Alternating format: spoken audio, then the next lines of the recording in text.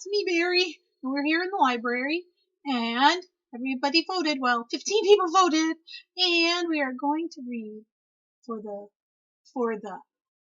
citizenship theme called Patience.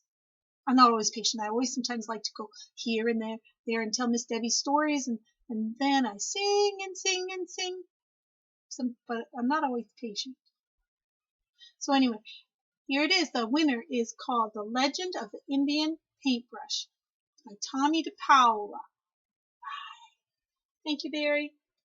Well, this is a story with a Native American legend. I read Tommy DePaola's summary at the back and how he came about this story. He had a friend. He had already done a story called Legend of the Blue Bonnet, where it's a Texas state flower. So he had a friend who asked him to do a story with the Wyoming state flower, which is the Indian paintbrush. I was trying to figure out which way to enhance the story, and I looked up Wyoming and then how many Native American tribes live there, and I picked Shoshone, partly because one of the descriptions of where the Indian paintbrush actually lives is the rocky cliffs and the plains, the Great Plains. And so I found an album that has Shoshone and Paiute. So let's just hope that this is a Shoshone song, but it has to do with healing. And I thought we could all use a little healing right about now. So let me get that started. Had a fun time looking into let's try this. Oh no, that's not it. The Native Americans in the United States. We have several nice books in the library, some with some really good photographs of folks and some very good research. And I'll show you one thing about the Shoshone. Mine's not playing. Oh, how annoying. Let me try something else. Let me try this. Here we go. Play. I may start recording again, but let's see if this will.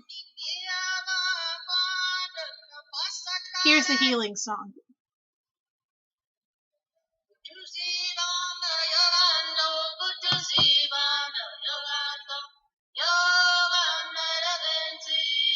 Turn it down. And yeah, I hope you enjoy it. Many years ago, when the people traveled in the plains and lived in a circle of teepees, there was a boy who was smaller than the rest of the children in the tribe. No matter how hard he tried, he couldn't keep up with the other boys, who were always riding, running, shooting their bows, and wrestling to prove their strength. Sometimes his mother and father worried for him. But the boy, who was called Little Gopher, was not without a gift of his own. From an early age, he made toy warriors from scraps of leather and pieces of wood, and he loved to decorate smooth stones with the red juices from berries that he found on the hills. It sounds familiar from Shaker Road School. When I go on my daily walks, I look at your beautiful rocks that you decorated. Oh, I'm going to do the healing song again. I'll just let it keep going.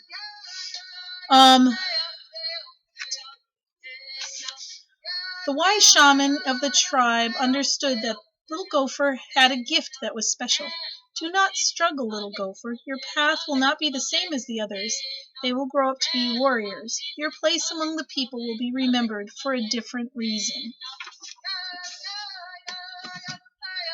And in a few years, when Little Gopher was older, he went to the hills alone to think about becoming a man, for this was the custom of the tribe. And it was there that a dream vision came to him. The sky filled with clouds, and out of them came a young Indian maiden and an old grandfather. She carried a rolled up animal skin, and he carried a brush made of fine animal hairs and pots of paint. The grandfather spoke. My son, these are the tools by which you shall become great among your people. You will paint pictures of the deeds of the warriors and the visions of the shaman, and the people shall see them and remember them forever. The maiden unrolled the pure white buckskin and placed it on the ground. Find a buckskin as white as this, she told him. Keep it, and one day you will paint a picture that is as pure as the colors in the evening sky. And as she finished speaking, the clouds cleared, and a sunset of great beauty filled the sky. Little Gopher looked at the white buckskin, and on it he saw the colors bright and beautiful, and those made by the setting sun. Oh yeah, see the buckskin?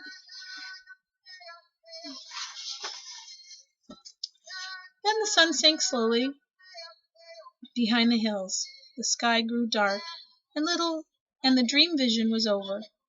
Little Gopher returned to the circle of the people.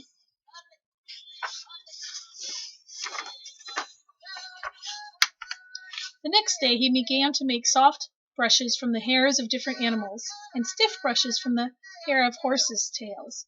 He gathered berries and flowers and rocks of different colors, and crushed them to make his paints. He collected the skins of animals which the warriors brought home from their hunts. He stretched the skins on wooden frames and pulled them until they were tight.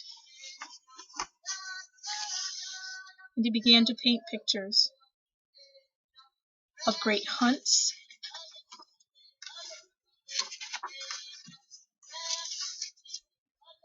of great deeds, of great visions, so that the people would always remember.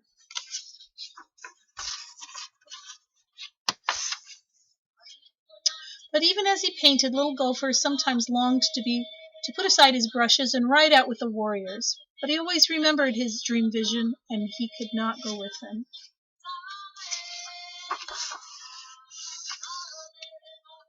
Many months ago he had found his pure white buckskin, but it remained empty, because he could not find the colors of the sunset. He used the brightest flowers, the reddest berries, and the deepest purples from the rocks. And still his paintings never satisfied him. They looked dull and dark.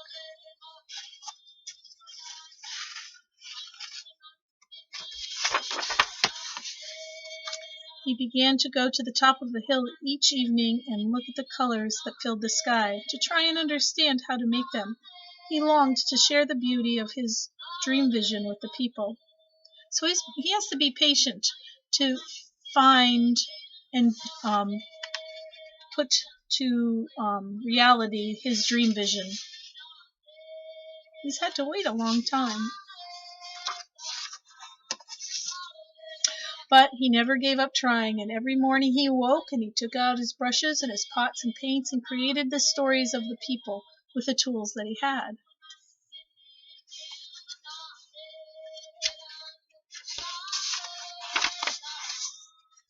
One night, as he lay awake, he heard a voice calling to him. Because you have been faithful to the people and true to your gift, you shall find the colors you are seeking. Tomorrow, take the white buckskin and go to the place where you watch the sun in the evening. There on the ground you will find what you need. Oh, I wonder what he will find. His patience is paying off. The next evening, as the sun began to go down, Little Gopher put aside his brushes and went up to the top of the hill. As the colors of the sunset spread across the sky, oh, that's an especially beautiful sunset. And there on the ground all around him were brushes filled with paint, each one a color of the sunset. Little Gopher began to paint quickly and surely, using one brush, then the other. I wonder if Mrs. Morrison would ever like to have those paintbrushes. As the colors in the sky began to fade, Little Gopher gazed at the white buckskin, and he was happy. He had found the colors of the sunset. He carried the painting down to the circle of the people, leaving the brushes on the hillside.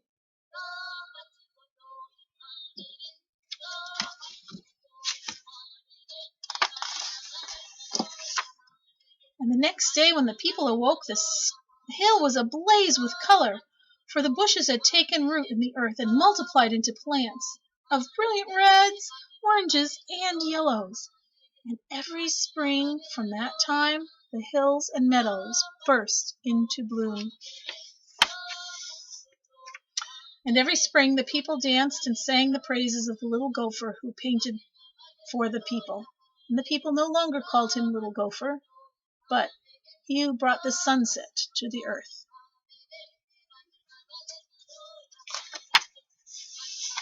And this is the part that tells how he decided to write this book. I wanted to show you from one of the other library books.